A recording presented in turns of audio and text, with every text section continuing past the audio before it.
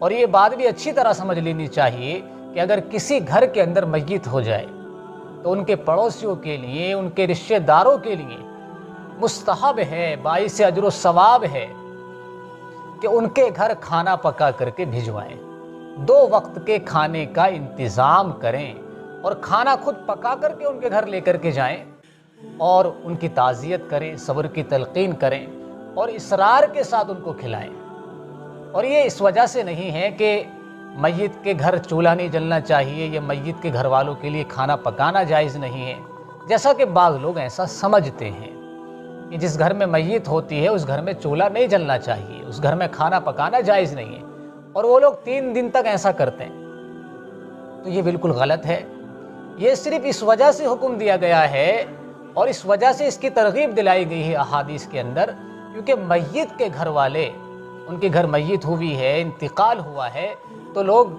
غم میں، حزن و ملال میں ہوتے ہیں، تجہیز و تکفین میں مشغول ہوتے ہیں، اس وجہ سے وہ اپنے لیے کھانے کا انتظام نہیں کر سکتے۔ تو بہتر یہ ہے کہ پڑوسی رشتہ دار ان کے لیے کھانے کا انتظام فرمائے، اور ایسا کرنا نبی کریم صلی اللہ علیہ وسلم سے ثابت ہے۔ جب حضرت جعفر طیار رضی اللہ تعالیٰ عنہ کی شہادت ہوئی تھی تو اللہ کے نبی صلی اللہ علیہ وسلم نے لوگوں کو حکم دیا تھا کہ جعفر کے گھر والوں کے لیے کھانا تیار کرو، کیونکہ ان لوگوں کو ایسی خبر پہنچی ہے جو ان کو مشغول رکھے گی، یعنی چونکہ ان کے گھر میں انتقال ہوا ہے، شہادت ہوئی ہے، اس وجہ سے وہ لوگ اس کی تجہیز و تکفین میں مشغول ہوں گے، غم کا ماحول ہوگا،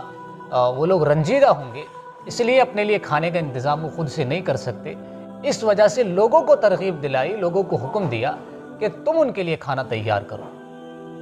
اس لیے مسلمانوں کے لیے مستحب یہی ہے جو نبی کریم صلی اللہ علیہ وسلم کے عمل سے ہمیں ملتا ہے کہ جب کسی کے یہاں انتقال ہو تو ان کے پڑوسیوں کے لیے، رشتہ داروں کے لیے یہ بات مستحب ہے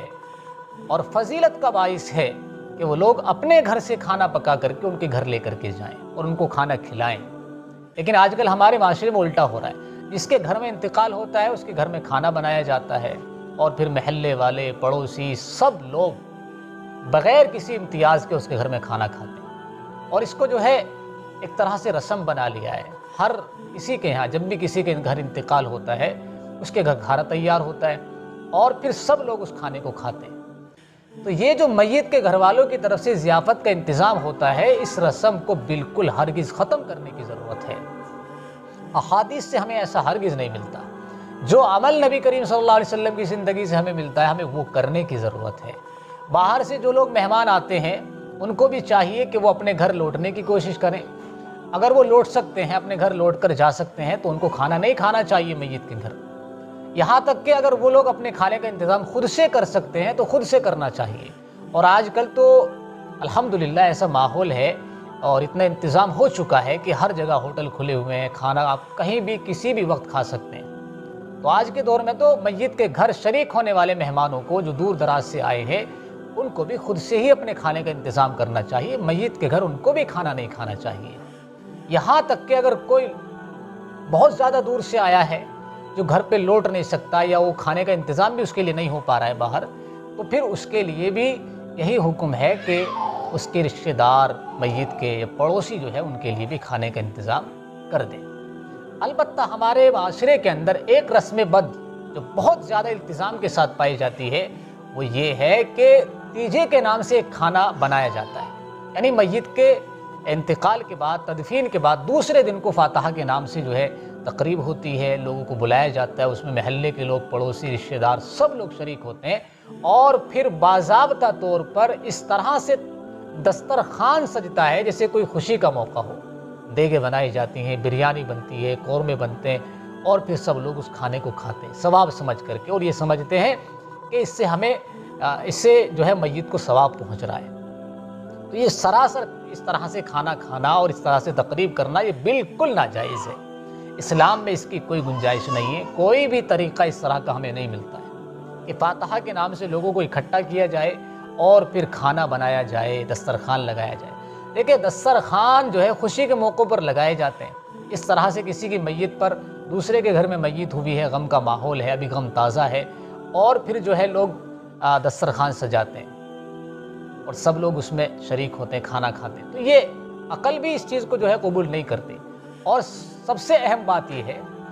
کہ احادیث میں نبی کریم صلی اللہ علیہ وسلم کی زندگی سے، صحابہ کی زندگی سے ہمیں اس طرح کا کوئی عمل نہیں ملتا۔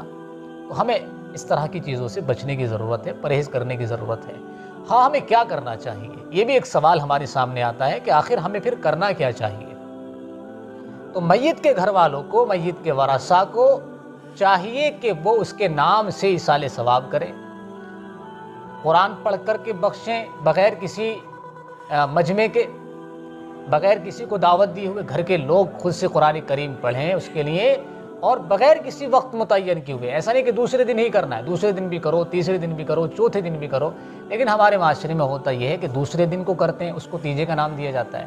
اور 10ویں دن کرتے ہیں پھر فارغ ہو جاتے ہیں، پھر 20ویں دن کرتے ہیں فارغ ہو جاتے ہیں، پھر 40ویں دن کر کے پھر زندگی بھر کے لیے فارغ ہو جاتے ہیں۔ تو یہ تو بالکل غلط طریقہ ہے۔ میت اگر گناہ گار ہے، اس کو ثواب کی ضرورت ہے، تو اس کو تو 24 گھنٹے ثواب کی ضرورت ہے۔ ایسا نہیں کہ وہ 10ویں دن ہی آپ کا محتاج ہے، 20ویں دن محتاج ہے، 40ویں دن محتاج ہے، اور 40واں کرنے کے بعد وہ بالکل آزاد ہو جائے گا عذاب سے، ایسا تو نہیں ہے نا۔ تو اس لیے میت کو چونکہ آپ کے ثواب کی ہر وقت ضرورت ہے، شریعت کا مزاج یہی ہے، ہمارا ماننا بھی یہی ہے کہ ہمیں میت کے لیے بغیر کسی وقت کی تعیین کے، بغیر کسی امتیاز کے، دن متعین کیے ہوئے، اور بغیر کسی رسم اور تقریب کے ہر وقت ایصال ثواب کرتے رہنا چاہیے۔ اور ایصال ثواب کا طریقہ یہی ہے کہ آپ کسی کو جو ہے کپڑے پہنا دیں، کسی غریب کو، کسی بھوکے کو کھانا کھلا دیں جو غریب ہے، اور اسی طریقے سے قرآن پڑھ کر کے اس کے لیے بخشا جائے۔ یہ نہیں کہ اس کے نام پر، ایصال ثواب کے نام پر دیگے اتار کر کے خود سے کھا لی جائیں، اور رشتہ داروں کو جمع کر لیا جائے، لوگوں کو جمع کر لیا جائے۔ تو یہ چیزیں بالکل غلط ہیں، شریعت میں ان کی کوئی جگہ نہیں، کوئی اصل نہیں ہے۔ اللہ تبارک و تعالی ہم سب کو عمل کی توفیق عطا فرمائے۔